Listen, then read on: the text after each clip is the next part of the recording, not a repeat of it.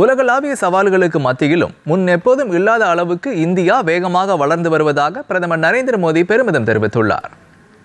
நியூசிலாந்தில் பிரதமர் மேற்கொண்ட 2 நாள் அரசுமுறை பயணம் நிறைவடைந்துள்ளது. ஆக்லாந்து நகரில் இந்தியர்களிடையே உரையாற்றிய பிரதமர் மோடி இதன் மூலம் உலகிற்கு புதிய வளர்ச்சி மாதிரியை இந்தியா வழங்கியிருப்பதாக கூறினார்.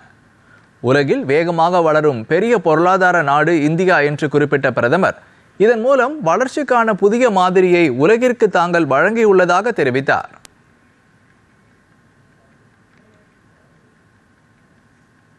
वैश्विक चुनौतियों के बीच आज भारत जिस तेजी से विकास कर रहा है वो अभूतपूर्व है।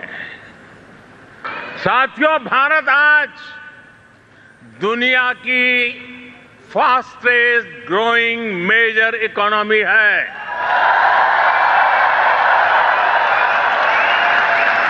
भारत दुनिया का सबसे बड़ा वैक्सीन प्रोड्यूसर है। भारत मोबाइल डेटा कंजम्पशन में दुनिया के अग्रणी देशों में है। आज भारत दुनिया का दूसरा सबसे बड़ा मोबाइल मैन्युफैक्चरर है।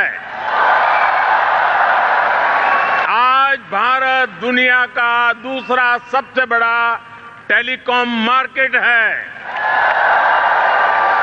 आज भारत दुनिया का दूसरा सबसे बड़ा वीट प्रोड्यूसर है।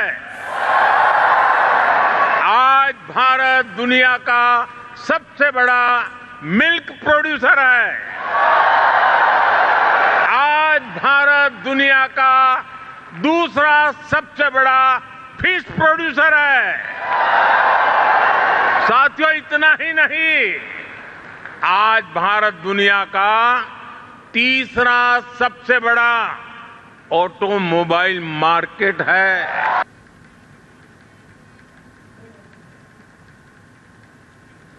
இதனிடையே இந்தியா நியூசிலாந்து இருதரப்பு வர்த்தகத்தின் மதிப்பை அடுத்த 5 ஆண்டுகளில் 35,000 கோடி ரூபாயாக அதிகரிக்க இலக்கு நிர்ணயிக்கப்பட்டுள்ளது.